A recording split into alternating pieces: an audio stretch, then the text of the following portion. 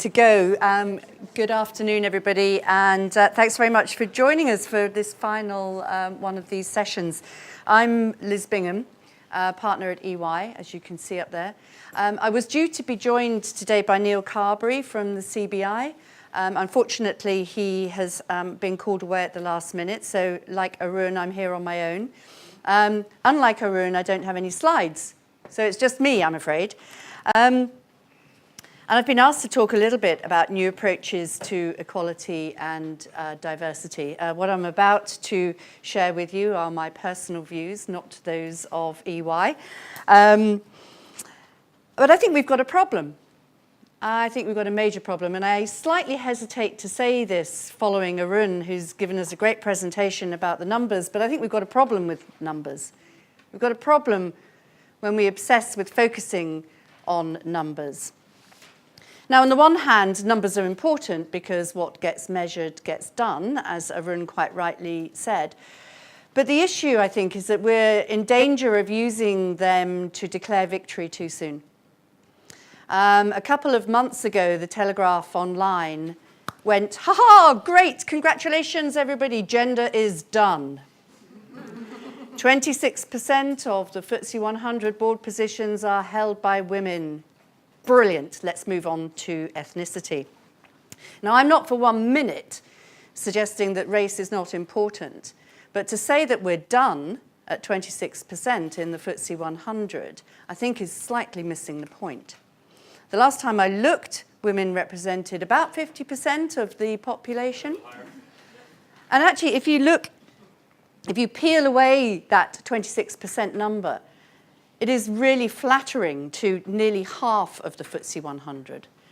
Because whilst in the FTSE 100 we don't have any boards that don't have women on it, nearly half of the FTSE 100 have only one woman on their board. So that 26% overall is very flattering to 40% of the FTSE 100, and that's a problem. And I also hear this problem being repeated in businesses all around the place. You know, people going, but we've got loads of women. We've got loads of ethnic minorities, got loads of gay folk, we've got disabled folk, we're diverse, we're good. We've achieved what we need to achieve.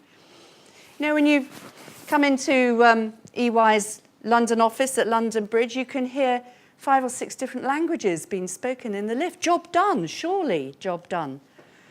I think it's a real worry. We're colluding in a fantasy, frankly, if we think that we are making sufficient progress on this agenda. And if you look at some of the gender-balanced boards, and you could look at a board of, say, 10 folk, you know, 5 women, 5 men, if they're all from the same background, if they're all from the same, with the same personality type, if they all have similar experiences and think and operate in the same way, all you've got is a homogeneous board. You just happen to have been able to tick a box that says from a gender perspective it's balanced. But the thinking that goes on in that board will not be different, will not be nuanced enough. So I think we've got to think about new ways of framing the problem. Diversity is a global issue. And one of the things that I discovered a couple of years ago in EY, when we were looking at our diversity roadmap that Arun shared the cover with you, we brought together folk from all over the EY world. And we discovered that diversity as a word is a very Anglo-American word. And it didn't translate very satisfactorily in many parts of the globe. One of my audit partners from Greater China was there, and he said there is no word, there is no equivalent word in Mandarin for diversity. He said it would take me several sentences to explain this concept to my Chinese partners. My colleague from the Middle East, who is head of diversity and inclusion in the Middle East for EY, said when we hear the word diversity, we think it's about gender. We think it's the women's problem. And in the Middle East, we're not on the gender problem. We're on tribal problems. We're on race and ethnicity within MENA. It's not a gender issue for us. So we need to be much more sophisticated, in my opinion, about how we think about this. And even in the UK, I see this with some of my colleagues. When you talk about diversity and inclusion, and they give you the eye roll. Oh, it's that women's thing, isn't it, that you're going to bore me with? Either that, or it's that thing that sits in HR, and it's beanbags and hot tubs and about being nice to folk, isn't it? No. Arun has already shared with us some of the brilliant research that has been done, not just by ourselves, but by McKinsey, Credit Suisse, by others, that say actually you can achieve better business through diversity, proper diversity. When we looked at this from a global perspective, for us as a global business to really bring this to life, we concluded that actually talking about difference was probably better than talking about diversity. Difference is more nuanced. Difference applies to everybody. It is a word that is more globally understood. And I'm not suggesting for a moment that we all need to start rushing around talking about difference, but it was interesting exploring that what we actually meant was less about simply the protected characteristics, the 9 protected characteristics, and it was much more subtle. And the reason that that's important, one of the reasons for us in mature economies, is that we're going to reach an unprecedented period, I think, in business, where we're going to have 5 generations in the workplace at the same time. We no longer have mandatory retirement age, and we've got the millennials joining. How are we going to bring that heady mix of different talent and different experiences across those generations? How are we going to bring those together to really work effectively and get the best out of everybody? And I'm really hopeful that when we continue to talk about diversity and inclusion and difference, that actually talking to the baby boomers, so my generation, and using age as a reference point is going to get them suddenly sitting up and paying attention and saying, oh my God, I may be a straight white man from a public school background, Oxford educated, but actually I'm also at the older end of this spectrum. And it's as important for me to be included by the youngsters as it is for them to be included by me.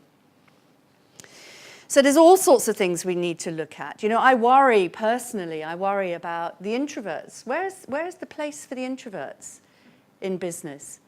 If you think about your own organizations and who's in leadership, who typically are in the positions of leadership in those businesses? They're either extroverts or they're introverts who have learned how to behave like extroverts. And that latter group of people I fear for. I have seen this in EY. Really competent individuals who have learned to mask the fact that they are introverts, have learned to behave like extroverts, because that's the way they have felt they needed to behave in order to fit in. And the personal cost to them of doing that has in some cases been absolutely catastrophic. There's the pressure that they find that they have put themselves under. And I read a really fabulous article a couple of months ago. I can't remember now whether it was in The Guardian at the weekend or The Observer, but it was an article about GCHQ and talking about GCHQ's approach to diversity. And it particularly focused on neurodiversity. And, that great sort of taboo topic where they proactively look to hire between 20 and 30% of employees that are somewhere on the autism, ADHD, dyspraxia spectrum. And the reason they do that is because these individuals can solve problems that none of the rest of us could even attempt. And there was they gave a specific example of an individual who looked at a problem that the other huge brains in that organization had been trying to solve, an issue of national security, and they thought it was an unsolvable issue until this individual, who's very high on the autism spectrum, got hold of it and solved it. I mean, it's just phenomenally powerful. When I first came into my talent leadership role at EY about 5 years ago, I said what, a lot of what Arun has already said. I said, we will know when we can declare victory on this agenda, when we can look at 5 straight white Anglo-Saxon men and still see difference.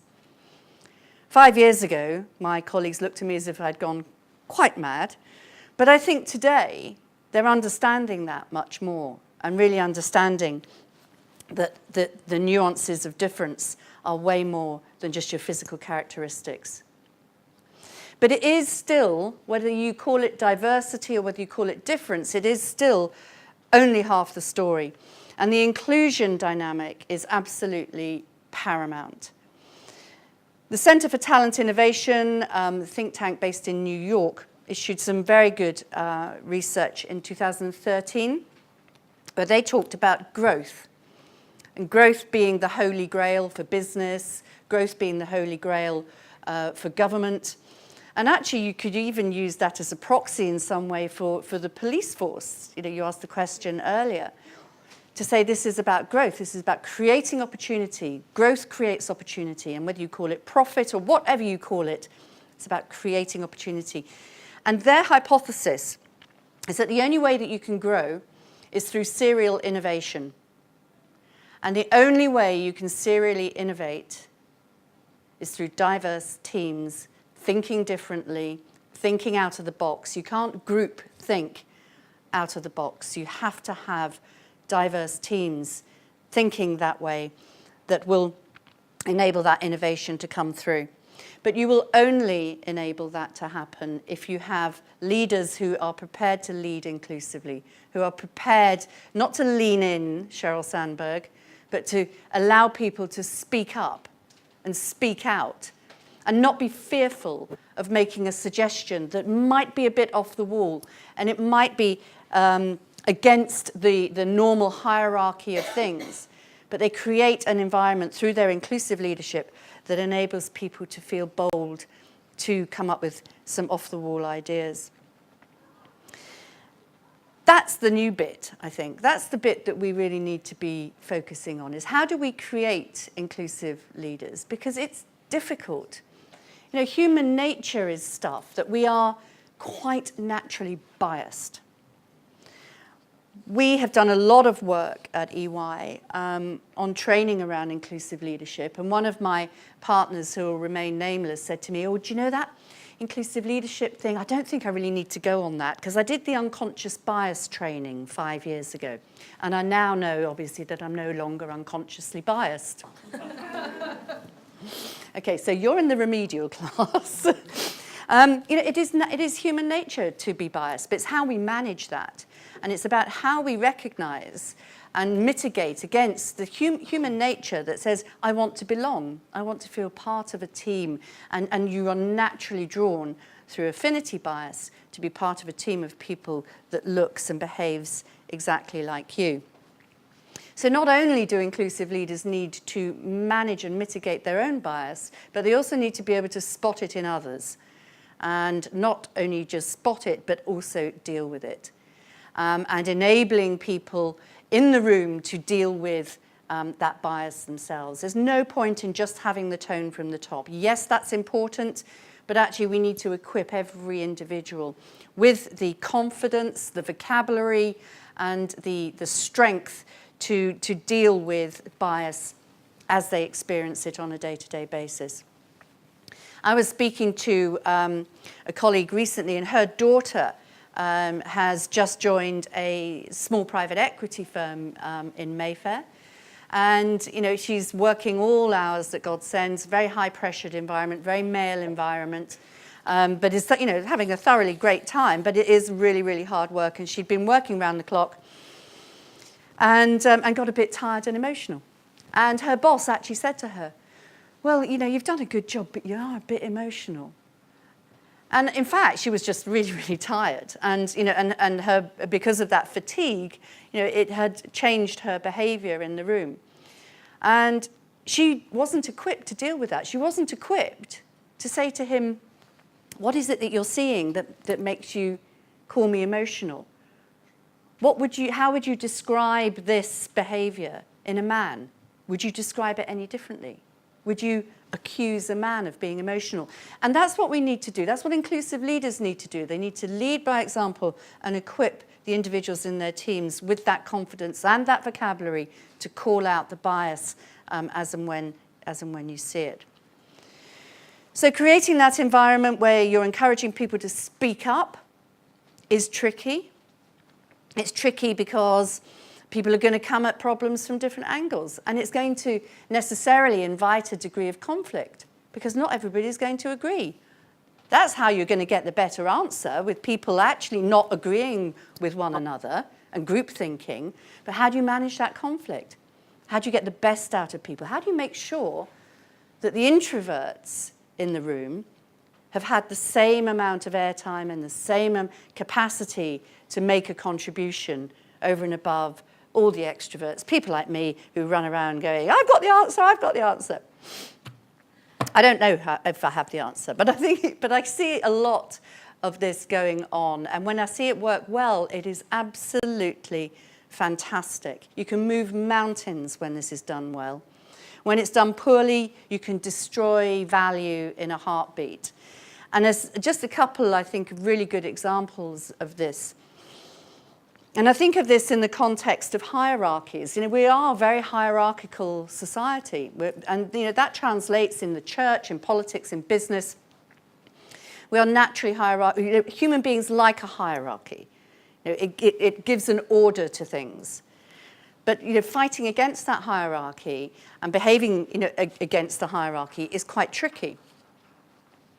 Now, there were many, many events during World War II that helped to change the course of the war at any given time. Alan Turing cracking the Enigma code would be one example, the Normandy landings, but also the Battle of Britain. And I think there's an argument to say if we hadn't won the Battle of Britain, we may all be speaking German today.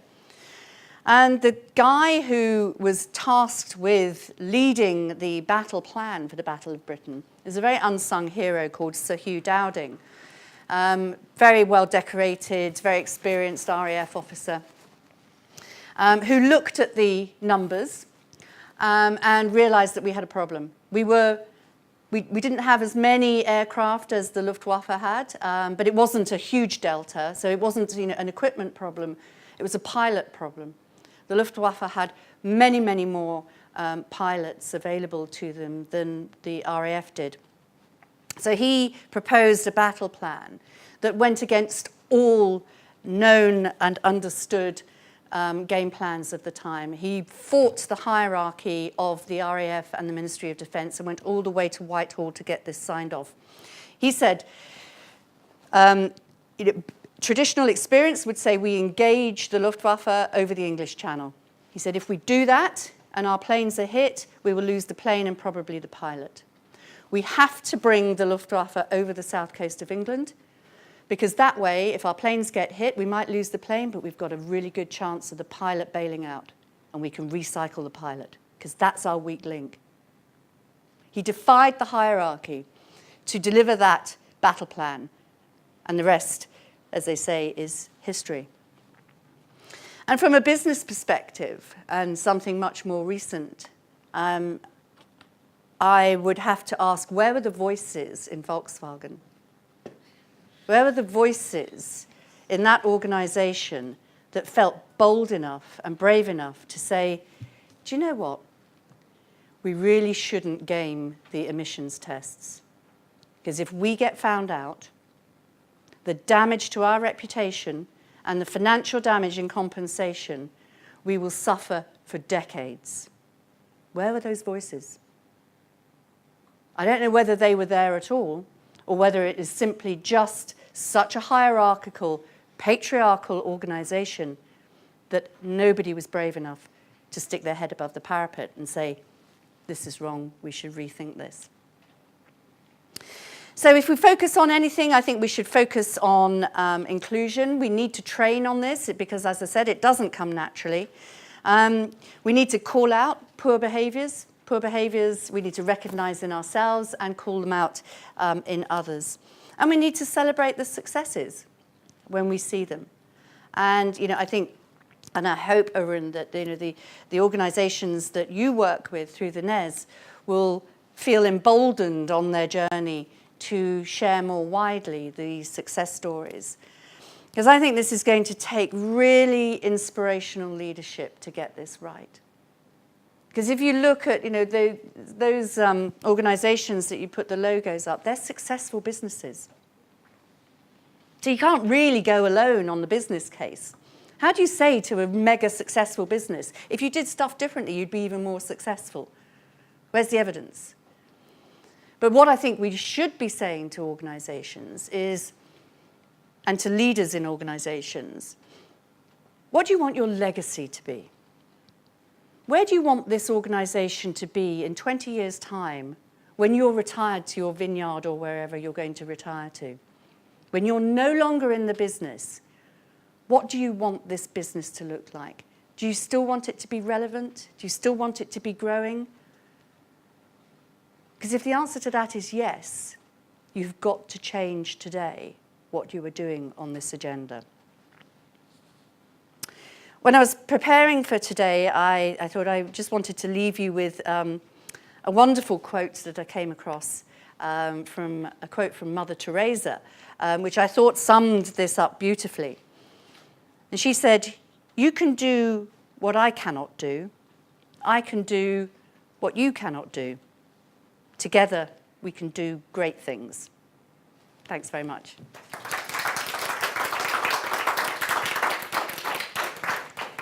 All right, happy to take questions, but you haven't got to wait for the mic.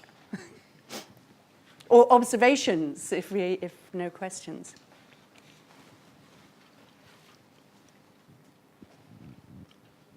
Thank you very much. I really appreciate the talk. Would you say that what we're really trying to encourage then is the maverick in all of us? Not in the negative sense, but the person who's willing to think outside of the box and say something that might not necessarily be the standard for the organisation, but for the benefit of the organisation as it grows? Because if you speak out, sometimes things can change. I think it's interesting your use of the word maverick, because I think that's how we see people like this. Well, they're a bit of a maverick. That's a bad thing. But you're absolutely right. I think that is exactly what we need to be encouraging. And encouraging a dialogue that says, okay, you've come up with this totally left field idea. You're 5 years ahead of your time. We can't implement it today because of the following reasons, or we're going to have to modify that, and we're going to have somebody who's not quite so left field, help to reshape that, because we've all got a part to play. And you don't all have to be mavericks, but you do all have to be prepared to stand up and be counted. And for you not to be offended if somebody goes, do you know, that's completely bonkers and unworkable. So not to be offended by that, but to say, well, okay, well, work with me to help me understand what is workable, and let's move forward together on that basis. Isn't it also worth trying to remind those that right at the top, who most likely were mavericks right from the beginning to get there, that's what made them successful? Yeah, I think that's a really good point that you've made there. Yeah, and get them to reflect on, how they operated, because you're right. They probably were the ones that were coming up with some new ideas. But I think the challenge around the diversity thing is, if I look at some leaders today who are from a very traditional public school, they're typically men, they're typically white. From a public school, Oxbridge or Russell Group University background, it kind of, that feels safe to others who are like them. Now the challenge is, how do we make it safe for everybody?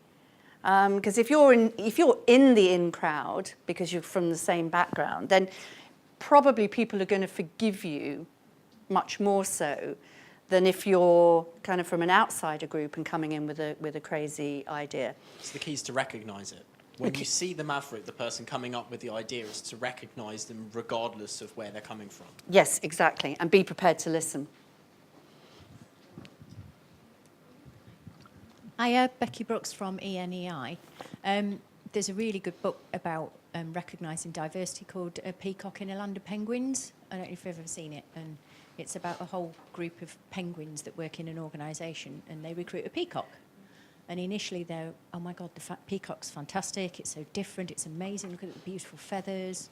And then after a few months they go, the peacock's amazing, but I'm getting a bit bored with those feathers, they're kind of getting in the way. And then after 6 months they're like, those feathers, they're really doing my head in. And then eventually they get rid of the peacock and recruit another penguin because they just can't deal with the difference. And I think it's a really good way of trying to get people to kind of understand about difference. No, that's a great analogy. And I think that leads, or that plays to the 30% notion, which is where psychologists say that a minority stops thinking and behaving as a minority. So actually what they needed was probably 3 or 4 peacocks. Rather than just having, which is, again, back to my problem with the numbers. We've got 40% of the FTSE 100 going, we're down on gender, because look, we've got her. I was talking to a woman, Kathleen O'Donovan, who was the first female FTSE CFO back in the day, 30 years ago, when she joined Invensys. And she's now, she's a non-executive director, very highly regarded in the city. So she's been on the Bank of England, Prudential, so on and so forth. And she was on one particular board as a non-executive director, and the chairman announced that in order to fill a vacancy that had arisen, they were appointing a new director who also happened to be a woman. And one of the male directors turned to Kathleen and said, I didn't know you were leaving. It's almost like, no, we can't have more than one, it's all right. Liz, I just wanted to ask about behavioural diversity. So there's a lot of talk at the moment, general diversity, but also cognitive diversity. What about behavioural diversity? And if I kind of frame that, it's around, so you have women on the board, or you have one woman join a board, but the behaviour of the people around her don't change. So it's linked to inclusion, but it's a little bit more, it's slightly more to do with the culture, and slightly more to do with the behaviours, for example, conflict, ways of working, communication, all of those things. Is EY doing anything about behaviour diversity? Yes, so when we look at board effectiveness, including looking at the effectiveness of our own boards, and we've, Silvana, you'll know, there's obviously, Myers-Briggs and all sorts of kind of tests that can be used, and then you will sit and study your letters and try and figure out what that means. We actually do use a tool. We use TRACOM, which is more around styles, and which teases out more of the behavioural stuff than, in my opinion, Myers-Briggs does. I think Myers-Briggs is much more sort of academic than, and TRACOM we found to be much more user-friendly. TRACOM, TRACOM. So it just talks about preference in terms of style, and then also how versatile you are in terms of recognizing other people's styles, and then how do you respond to that. And that's where some of this gets really difficult, because you've got to doubly engage your brain to compensate in that behavioral framework, rather than just carrying on as normal and everybody lines up and and says yes boss, and and then you haven't really achieved anything at all. So the behaviours thing is absolutely key. And I was talking to Mervyn Davies, Lord Davies, who'd obviously issued all of these great reports, and I'm glad to see that he's now reset the target for the FTSE. And he is, as a chairman, he's chairman of a number of boards. He keeps 2 director positions, non-exec director positions, for people, not just women, but for people who've never been non-exec directors before. Because his philosophy is the only way that you will really broaden the pool of expertise is by taking some risks like that. But what that requires from him behaviourally is a complete change, because he has to go out of his way to be supportive of those individuals and not just expect that they're going to slot in because they haven't got the experience. And he's got to manage the behaviour of the rest of his board as well, in terms of how they engage and behave with the newbies, if you will. But it takes really enlightened leaders to think to do that. Hi. Hi, Liz. Thanks for that. It was really, really interesting. Can I just ask, can all leaders become inclusive leaders? Is it possible to train everyone to become an inclusive leader? And I guess the second part of that question is, how do you, when looking for new leaders, essentially recruit for someone who is actually an inclusive leader? Oh, two great questions. So firstly, is everybody trainable? I think in reality, probably not. But I always take the approach that I'm going to find a way to connect somehow. So the very first of our inclusive leadership workshops that we ran, we handpicked a dozen white male partners. They were handpicked because we thought they were going to be the most difficult to persuade on this agenda. And we told them that they'd been handpicked. We didn't tell them why. And they told them they'd been handpicked to be the first cohort. And they're like, oh, yes, well, naturally. So I started to talk about this notion of creating, insider and outsider group dynamics. And I said to them, I said, have you, think of a time when you've been in an outsider group.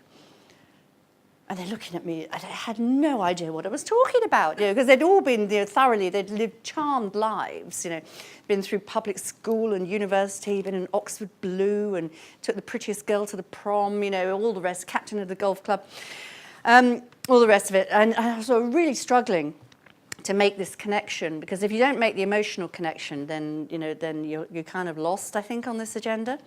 And then finally I said, okay, look, have any of you ever been to a friend's wedding on your own? And I could see the light bulbs go on all over the room, because everybody at one time in their life has been to a friend's wedding on their own. And it's utterly miserable.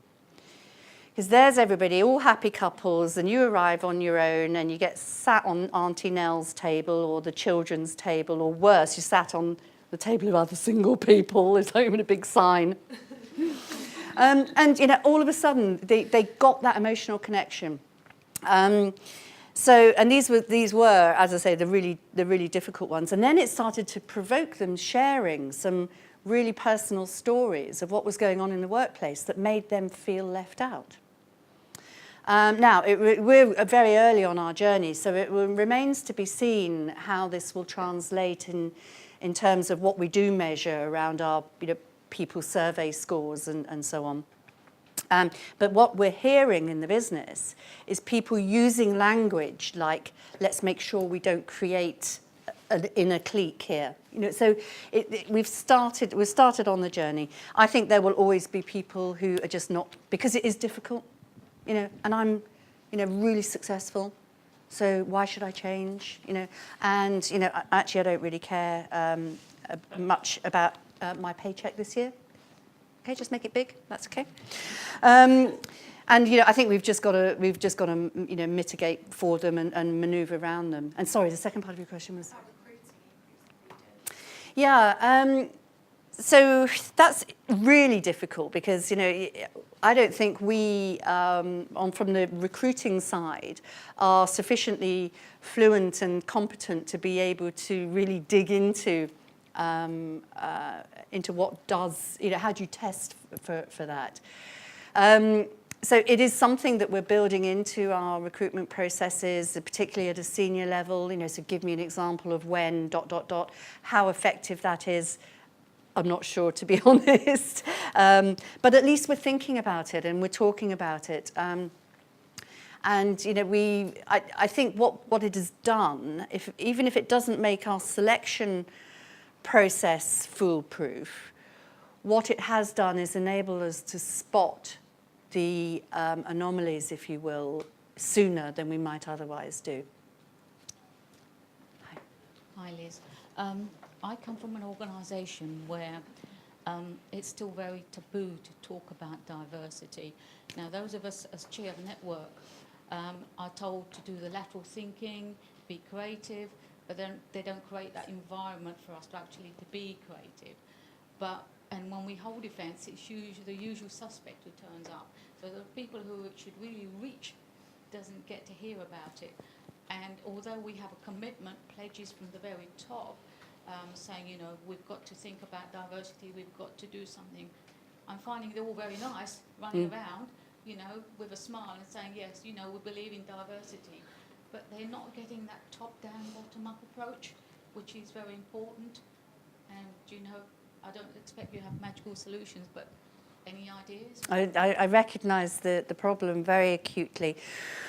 One of the things that we did with our employee groups, network groups, was to say, you currently, and this was a particular conversation I had with the Women's Network, I said, you know, you're doing great stuff, but currently the perception is you're Prosecco and cupcakes. You've got to be more relevant to the business. And for us, being relevant to the business meant two things. Meant, firstly, you need to connect with client organisations through their women's networks and get them in the building, because nothing gets partners' attention more readily than when they see their clients are in the building on a particular agenda. And secondly, you've got to create a safe environment for junior women, you know, with the Women's Network on the learning and development journey. So a safe environment where they can explore issues like, you know, self-confidence, impact, etc., that they might not want to do in a broader based environment.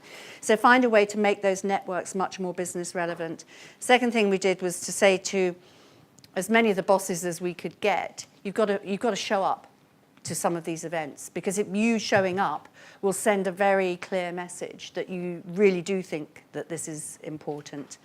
And then the third thing that we did, and we continue to do, is to collaborate with other organisations, you know, at events like this, at roundtables, or, you know, with cross-network events, to share experiences. Because I don't think this is something that only one organisation or one sector can achieve victory on. We've got to work together, public sector, private sector, government, because there are so many angles to push on. So, you know, the more that you can get other organisations involved, that will make people pay attention. I mean, the first time we collaborated on the women's networks, we got the Shell's women's network in, and that just reverberated right the way through the organisation. Oh my God, did you see we had like 150 Shell women in the building, and they're a really important client of ours, so it really got people paying attention. I think am I done? Yeah. 2 minutes. 2 minutes, right, okay. Anybody else? No, I think we're done. Great, thank you.